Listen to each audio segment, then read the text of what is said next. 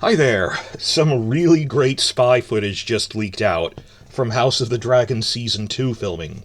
About a 20-second clip of a dozen Night's Watch Rangers, all mounted, all riding horses down a road.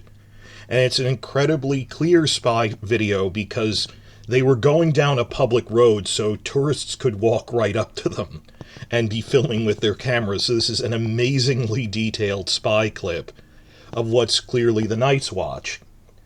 Now, it's not a giant revelation now that the Night's Watch is coming back, because we already got a leak about this 2 weeks ago, that there were spy drones going over Leavesden Studios, and we noticed what's clearly a fully realized set of the top of the wall. So you're already going, wow, they're inventing that the Night's Watch is coming back. So this is just even more detail for that now we're seeing them physically in their costumes. As for where they're filming in Bournewood, Surrey, and that's where this video comes from, but we already knew that they're filming multiple things there, because obviously they're filming the Battle of Rook's Rest there.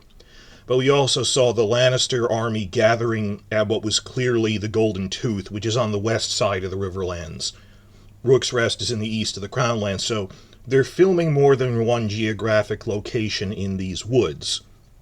Like on Game of Thrones, they use the same wood in Antrim to represent different places, but about 2 or 3 days ago, we had noticed that they had hired one of those fake snow dressing teams to set up fake snow in a section of the forest. That fake snow is basically wet, shredded paper. It's amazing in that Last Watch documentary they explained it, the set dressers for the fake snow teams, but it wasn't the whole forest, obviously. It was a trail in it, but we went, oh, cool. This is either something at Winterfell or something with the Night's Watch, because we'd already seen the pictures of the wall set. And the one thing, though, is that trail through the forest had a lot of lights set up, that it's apparently a night scene in the forest. So we were hoping and expecting to see people on the ground in Bournewood from a northern location.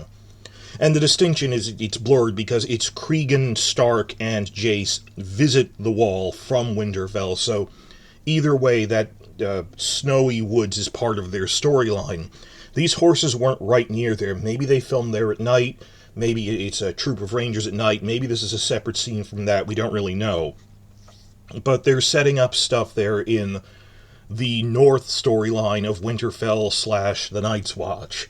So we were expecting something for a couple of days, but I wasn't expecting a dozen fully geared up Night's Watch Rangers in full costume going down a public road past tourists who got a really good video of them. And you can see that their costumes are so much better. So, not giant revelations, we already knew that they were doing this, and as I said in the other video, it's an expansion, but it's one we really wanted, that Jace visits Winterfell, and you stay there for a couple of weeks, setting up their alliance, that, okay, make a day trip or a day or two, either on Dragonback, even on horse, because it takes a while for him to come back, that expands something with that storyline. I talked about this more in the other video. I'll just quickly reiterate that, how much are they doing? Is it just him visiting the wall to go, hey, why did Jaehaerys give the new gift land deal, so much land to the Night's Watch? Secretly, it's because of the prophecy the White Walkers are returning. And I said, I'm not trying to hype you up with clickbait, but dare we hope this is something like showing why are the White Walkers returning now, or bits of them, even not that, just they didn't just start up all at once a generation before Jon Snow's time, the current White Walkers had to be, converted from babies from some other generation. We're hoping that what I would do, not necessarily they're going to do, is have some sort of proto-Craster type wildling. Show 1 or 2 White Walkers gathering babies from fringe villages to start replenishing their ranks.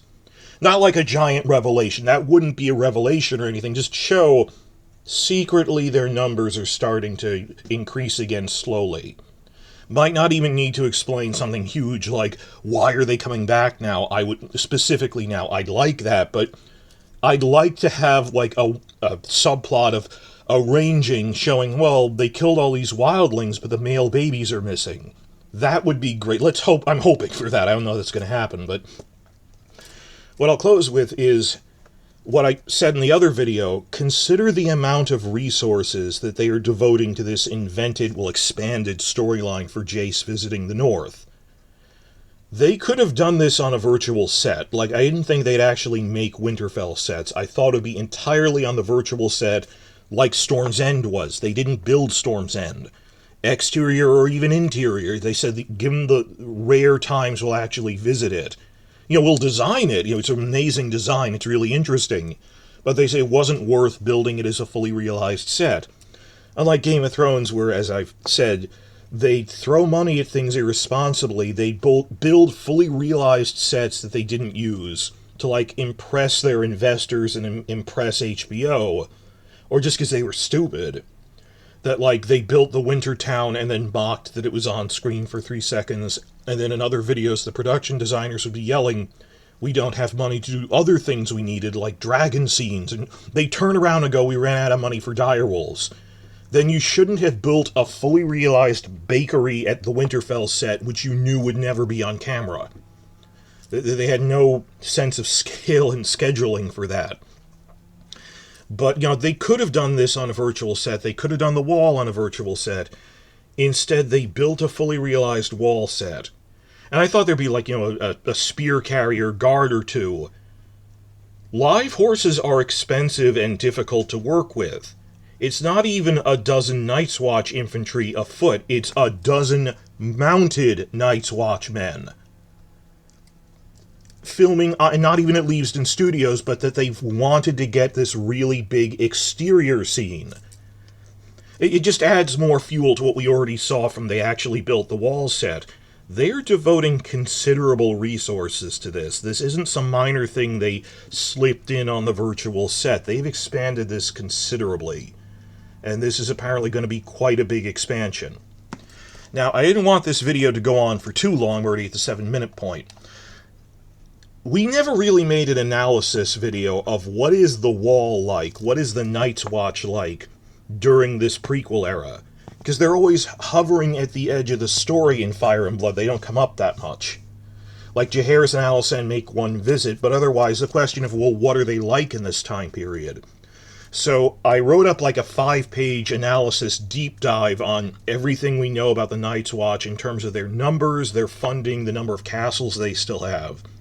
I'm splitting that off into a separate video, which is the second part of this, basically. This is the report part. The rest is just a deep dive on what is the Night's Watch like in this time period.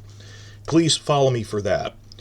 Short version is they've declined from their heyday because after the conquest, their pipeline of recruits from the losing side of wars dried up because without constant wars between the different 7 kingdoms, there weren't as many recruits. There were 10,000 men in the Night's Watch at the time of the conquest, down to 1,000 by Jon Snow's time. But while they're a bit declined from their heyday, this is the middle of the decline, that they haven't declined nearly as much as they have by Jon Snow's time almost 200 years later. So while they have a manpower shortage, it stands to reason that they're still better funded. Particularly because, as we found out, the early Targaryen kings were concerned about them. Jaehaerys gave them a lot of money. And the TV show revealed to us that Viserys was worried about the prophecy of a threat to the north. Logically, Viserys would continue Jaehaerys' policy of regular infusions of funding to them. So, just from looking at this footage, it clicked together for me that their uniforms look noticeably better, that they look like a well-funded military organization. The Night's Watch in Jon Snow's time didn't have uniforms. That was a plot point. They said in the design videos, they're dressed in odds and ends and rags. Sometimes when a noble comes, like Jon Snow is a noble's son, or Sam Tarly, they're sent with their family. They're like a miner's son, but their family will send them with a good new set of winter clothing and some armor. The others are just poachers and farmers' sons who don't even have winter clothing. They just dye it black. But if you look closely at them, they are not well equipped at all. They're just using what they can get their hands on. Everything looks visibly dilapidated because It's basically a forgotten and underfunded penal colony at that point. But I like that, just from looking at the footage here, and this is amazingly high quality footage, they walked right up to them. Look at the costumes. These look like, I mean, they're undermanned. It's not a 100-guy army. They would need 100 men. They've got 10, but those 10 are at least still wearing good quality armor and winter clothing. Because the Targaryens are still funding them. That knowledge was lost in the Civil War during the dance, so no one cares about them 100 years after this. But I'm already starting to see that, and I made a longer video going over this in a lot of detail, everything Fire and Blood mentions. But look at the earlier Night's Watch. We know there's a couple of mentions of, like, Queen's Gate, that they weren't down to just 3 castles yet. They had some other functional castles were still there. They were better funded. That we'll see them midway through their decline when it's not quite as bad as when Jon Snow got there. So please follow me after the jump for the long version of this, where I go on a deep dive based on the book. Because really, even among book fandom, we never really went through what is the Night's Watch like in different prequel eras, because they're always at the edge of it.